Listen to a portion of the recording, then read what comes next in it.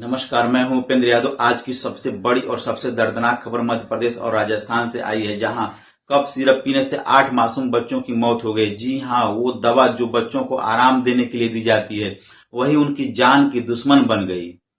इस पूरे मामले में न सिर्फ देश भर में हड़कंप मचा दिया है, बल्कि एक बार फिर सवाल खड़े कर दिए हैं कि भारत की फार्मा इंडस्ट्री की जवाबदेही और सरकारी निगरानी व्यवस्था पर। आइए आपको विस्तार से बताते हैं कि पूरा मामला क्या है, कैसे हुआ यह दर्दनाक हादसा और अब तक सरकार और प्रशासन की क्या रही है व्यवस्था। सबसे पहले बात करते हैं मध्य प्रदेश के छिंदवाड़ा जिले की, जहां 6 बच्चों की जान चली गई और वह भी सिर्फ एक कफ सिरप पीने के बाद। इन बच्चों को शुरुआत में हल्का बुखार और सर्दी जुकाम की शिकायत थी। परिजनों ने स्थानीय स्वास्थ्य केंद्रों से दवा ली, एक आम कफ सिरप, लेकिन इस सिरप के सेवन से कुछ ही दिनों बाद बच्चों की तबीयत बिगड़ने लगी। अधिकतर को किडनी फेलियर जैसे गंभीर दिक्कतें हुई और इलाज के दौरान एक एक करके सभी 6 बच्चों ने दम तोड़ दिया। जिला प्रशासन ने तुरंत कार्रवाई करते हुए संबंधित 2 कफ सिरप की बिक्री और उपयोग पर अस्थायी रोक लगा दी है। सैंपल लिए गए हैं और जांच रिपोर्ट का इंतजार किया जा रहा है। अब बात राजस्थान की, जहां सीकर और भरतपुर जिलों में 2 बच्चों की मौत की खबर है। सीकर में एक 5 वर्षीय और भरतपुर में 2 वर्षीय बच्चा, दोनों ने सरकारी स्वास्थ्य केंद्रों से मिली जेनरिक कफ सिरप का सेवन किया था। राजस्थान सरकार ने तुरंत एक्शन लेते हुए इस कफ सिरप के 22 खेपों पर रोक लगा दी है। जिस कंपनी केसन फार्मा से यह सिरप मंगाया गया था, उसकी आपूर्ति को तत्काल प्रभाव से रोक दिया गया। आपको बता दें कि जुलाई से अब तक इस सिरप की 1.33 लाख से ज्यादा बोतलें बांटी जा चुकी, जिनमें से 8,200 बोतलें अब भी जयपुर के सवाई मानसिंह अस्पताल में पड़ी हुई हैं। इस खबर ने तब और सनसनी फैला दी जब बयाना के सामुदायिक स्वास्थ्य केंद्र के एक वरिष्ठ डॉक्टर ने चिंतित अभिभावकों को भरोसा दिलाने के लिए वही कफ सिरप खुद पी लिया, लेकिन कुछ ही देर में वे अपनी कार में बेहोश मिले और उन्हें तुरंत अस्पताल में भर्ती कराना पड़ा। सवाल ये है, जब एक डॉक्टर तक कोई सिरप नुकसान पहुंचा सकता है, तो मासूम बच्चों के लिए कितना ज्यादा खतरनाक होगा। यह कोई पहला मामला नहीं है जब भारत में बने कफ सिरप से बच्चों की मौतें हुई हों।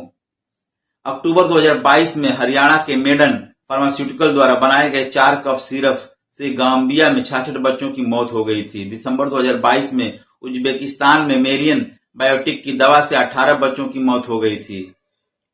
अगस्त 2023 में इराक के भारत निर्मित सर्दी जुकाम की दवा में पाया गया डायथीन ग्लाइकान और एथिलीन ग्लाइकॉल, ये दोनों खतरनाक जहरीले रसायन हैं जो किडनी को बुरी तरह से प्रभावित करते हैं। WHO ने स्पष्ट किया कि अक्सर इन सिरप में उपयोग होने वाला ग्लिसरीन या प्रोपाइलिन ग्लाइकिन फार्मास्यूटिकल ग्रेड का न होकर इंडस्ट्रियल ग्रेड होता है, जो सस्ता होता है, लेकिन उसमें मौजूद जहरीले तत्व जानलेवा साबित हो सकते हैं। अब सवाल उठता है कि क्या भारत की फार्मा इंडस्ट्री मुनाफे के लिए मासूम जिंदगियों से समझौता कर रही है? जब देश pharma hub of the world बनने की बात करता है, तो क्या हम गुणवत्ता नियंत्रण की बुनियादी जिम्मेदारी भी नहीं निभा सकते? क्या ड्रग कंट्रोल अथॉरिटी सिर्फ कागजों पर निरीक्षण कर रही है? आज हम इन मासूम बच्चों की जान चली गई, कल यह जहर और कितने घरों को तबाह कर सकता है। फिलहाल national centre for disease control NCDC की टीम ने छिंदवाड़ा पहुंचकर सैंपल इकट्ठा किए हैं। रिपोर्ट 3 दिन से 5 दिन में आने की उम्मीद है, लेकिन अब वक्त आ गया है कि सिर्फ रिपोर्ट का इंतजार न किया जाए, बल्कि इस पूरे सिस्टम में सुधार किया जाए।